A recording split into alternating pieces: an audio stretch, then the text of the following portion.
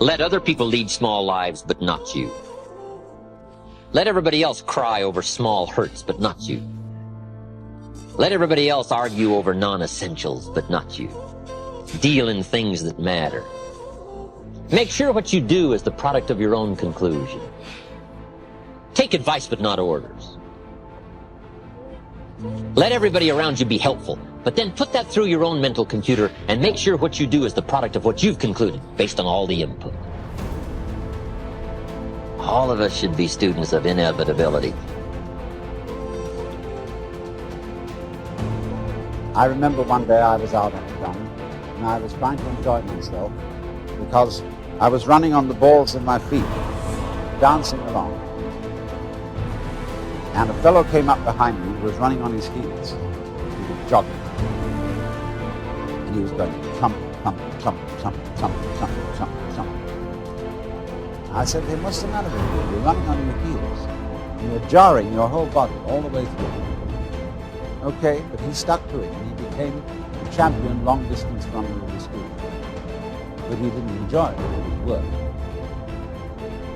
And all he enjoyed was the suffering that he endured that made him feel that he had really contributed to the human race because he suffered. He identified his existence and his work with his suffering.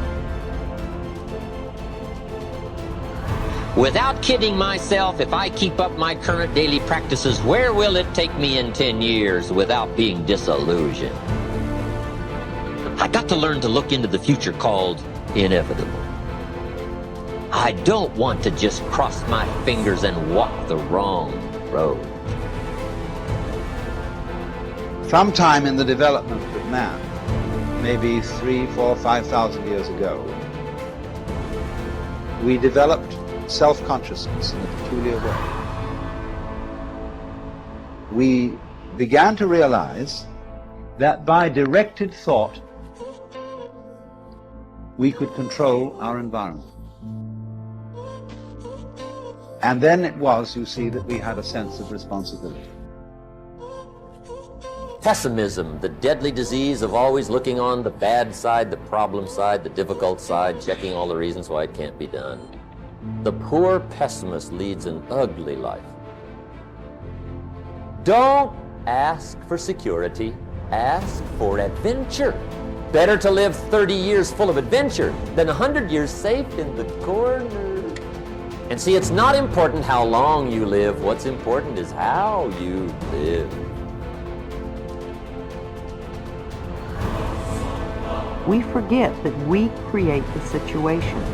Then we give our power away by blaming the other person for our frustration. No person, no place, and no thing has any power over us, for we are the only thinkers in our mind. We create our experiences, our reality, and everyone in it. When we create peace and harmony and balance in our mind, we will find it in our lives. The neck and throat are fascinating because so much stuff goes on there. The neck represents the ability to be flexible in our thinking, to see the other side of a question, and to see another person's viewpoint. When there are problems with the neck, it usually means we are being stubborn about our own concept of a situation. Virginia Satir, the brilliant family therapist, says she did some silly research and found that there are more than 250 different ways to wash dishes, depending on who is washing and the equipment used. If we are stuck in believing there is only one way or one viewpoint, then we are shutting out most of life. The throat represents our ability to speak up for ourselves, to ask for what we want, to say I am, etc. When we have throat problems, it usually means we do not feel we have the right to do these things. We feel inadequate to stand up for ourselves. Sore throats are always anger. If a cold is involved, then there is mental confusion too. Laryngitis usually means you are so angry you cannot speak. The throat also represents the creative flow in the body. This is where we express our creativity. And when our creativity is stifled and frustrated, we often have throat problems. We all know many people who live their whole lives for others. They never once get to do what they want to do. They are always pleasing mothers or fathers or spouses or lovers or bosses. Tonsillitis and thyroid problems are just frustrated creativity, not being able to do what you want to do. The energy center in the throat, the fifth chakra, is the place in the body where change takes place. When we are resisting change, or are in the middle of change, or are trying to change, we often have a lot of activity in our throats.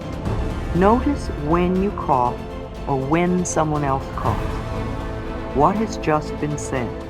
What are we reacting to? Is it resistance and stubbornness? Or is it the process of change taking place? In a workshop, I use coughs as a tool for self-discovery. Every time someone coughs, I have that person touch their throat and say out loud, I am willing to change, or I am changing.